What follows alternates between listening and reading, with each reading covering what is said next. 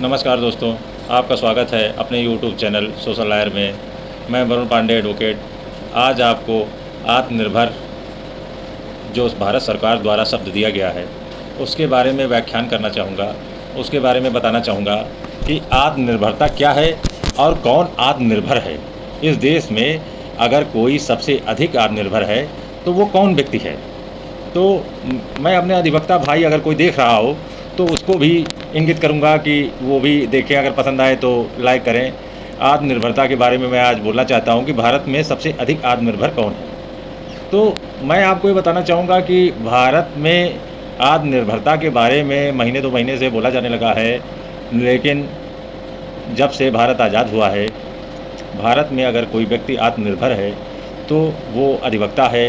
अधिवक्ता पेशे से जुड़ा हुआ व्यक्ति है और अधिवक्ता समाज है।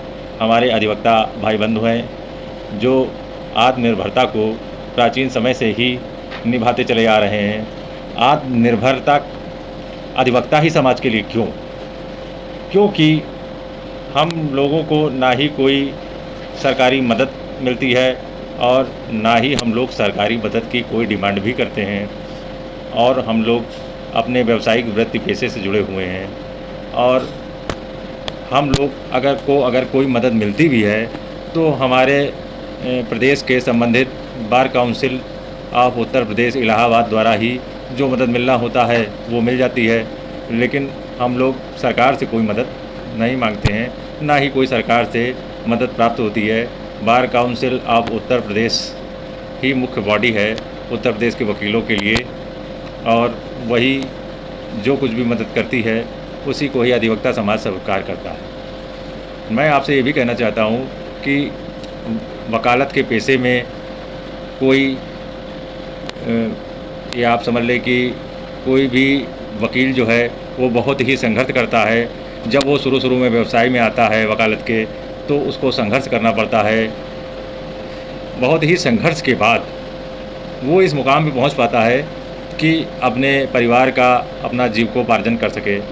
मैं अपने अधिवक्ता बंधुओं से यह भी कहना चाहूँगा कि आपने कोरोना काल का समय गुजारा है, जिसमें आपने देखा होगा कि अदालतें बंद हो गई, और इस तालाबंदी के कारण आप लोगों की व्यावसायिक वृत्ति भी ठहर सी गई।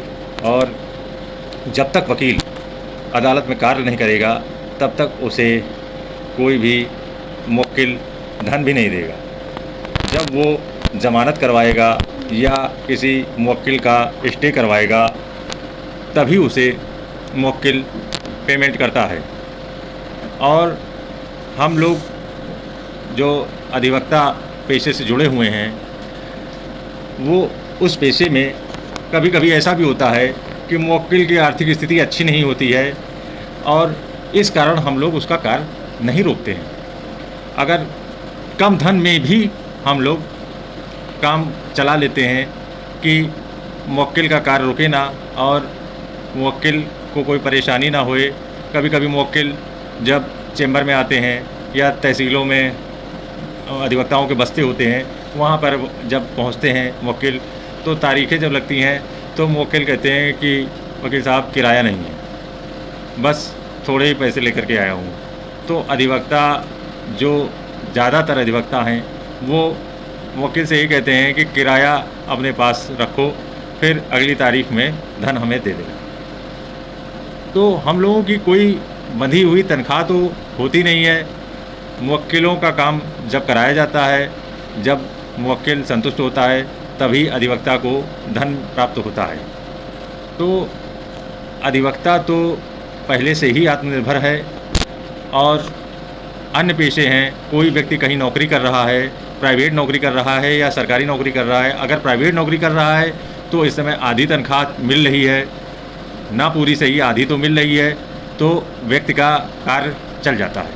लेकिन सरकारी नौकरी वाले, उनका डीए कटा है, एचआरए कटा है, 2-4 हज़ार रुपये का महीने का तनख्वाह का नुकसान हुआ है, लेकिन तनख्वाह तो मिल रही है, पेंशन वालों को पेंशन मिल रही है, लेकिन अधिवक्ता को कोई भी मदद नहीं मिल रही है। इसलिए अधिवक्ता आत्मनिर्भर है। अभी 2-3 दिन पहले bar council of Uttar Pradesh ने ये घोषणा की है कि जिस अधिवक्ता को कोरोना हो जाएगा और वो अस्पताल में भर्ती हो जाएगा तो उसको 25,000 रुपये की धनराशि दी जाएगी। अब आप ही लोग सोचिए कि जो अधिवक्ता कोरोना से संक्रमित होकर के भर्ती हो जाएगा उसको तो 25,000 रुपये मिल जाएगा, लेकिन जिन अधिवक्ताओं को कोरोना नहीं हुआ है वो कौन सा आय अर्जित कर ले रहे हैं, क्योंकि अदालतें तो बंद ही हैं, और जब अदालतें बंद हैं तो आय कहाँ हो पाएगी।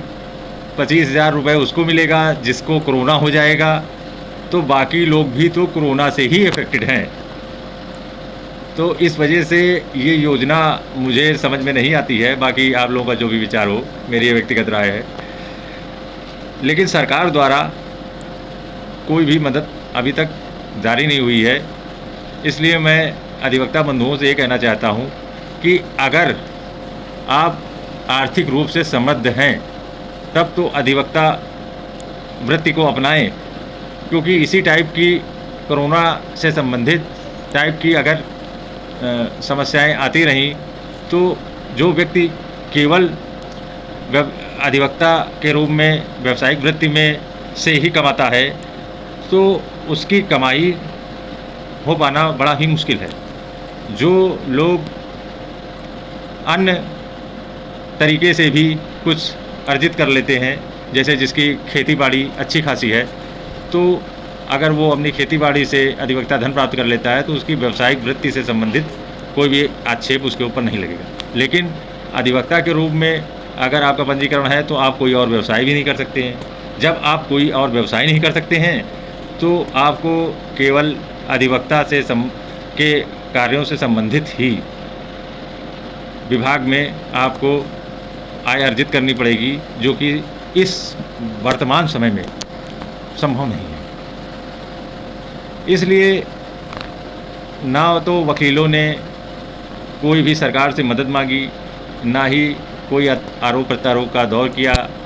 इसलिए मेरा ये मानना है कि अधिवक्ता समाज आत्मनिर्भर था, है और रहेगा।